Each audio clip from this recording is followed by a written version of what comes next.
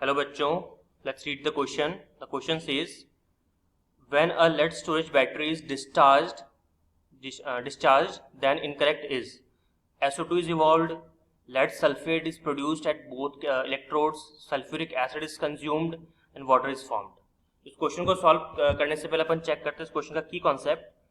तो इस क्वेश्चन के लिए जो हमारे पास में की कॉन्सेप्ट होगा that will be discharging process. Discharging process of lead storage battery बोल लीजिए, सेल बोल लीजिए, हालांकि बैटरी बोलते हैं, सही प्रोनाउंसिएशन मतलब सही तरीका तो बैटरी बोलने का ही. तो एक बार अपन लेड स्टोरेज बैटरी को देखते हैं, जो हमारी बुक्स के अंदर मिलता है ना स्ट्रक्चर, उसको अपन देखते हैं. तो आप देख सकते हो लेड स्टोरेज बैटरी को इस तरह से होता है. अगर मैं इसको लेबलिंग करूं तो यहाँ पे आप देखोगे ये जो पॉजिटिव आपको टर्मिनल दिख रहा है इसको अपन कहते हैं जी कैथोड. आप अपनी बुक से इसको मैच भी कर सकते हो कि मैंने सही यहाँ पे डायग्राम शो किया कि नहीं, मैं सही से लेबलिंग कर रहा हूँ कि नहीं. हालांकि मैं सही कर रहा हूँ, मैं आपको अश्योर करता हूँ. ये जो नेगेटिव है इसको हम कहते हैं जी एनोड. ये जो आप देख रहे हो ये नेगेटिव प्लेट है. नेगेटिव प्लेट इसको अपन लिखते हैं कि नेगेटिव प्लेट्स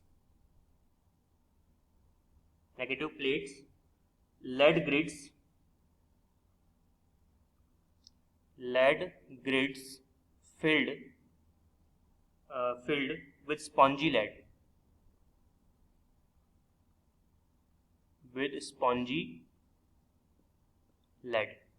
ठीक है. ये जो आप देख रहे हो यहाँ पे इसको अपन कहते हैं पॉजिटिव प्लेट्स. ये आपके सारे क्या हैं, पॉजिटिव प्लेट्स हैं. इसको मैं रब कर देता हूँ एक बार.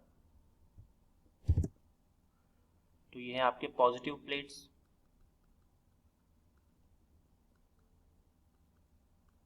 ठीक है. और पॉजिटिव प्लेट्स किससे भरा हुआ है, lead grids filled with PbO2.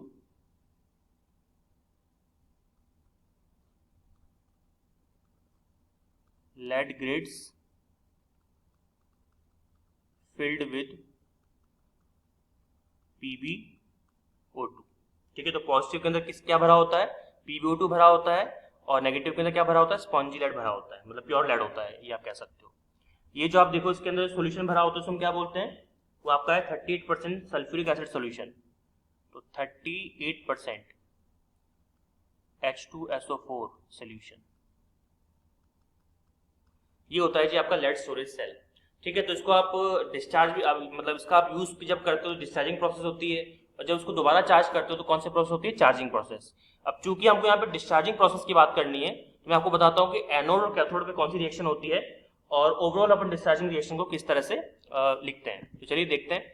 तो पहले मैं बात करता हूँ यहाँ पे एनोड की. तो अगर हम एनोड की बात करें तो एनोड पर जो है आपका जो पीबी सॉलिड है,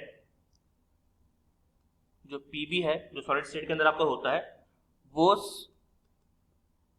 SO4 जो कि कहाँ से आया, सल्फ्यूरिक एसिड से आया, उससे रिएक्ट करता है और क्या बनाता है, PbSO4 लेड सल्फेट.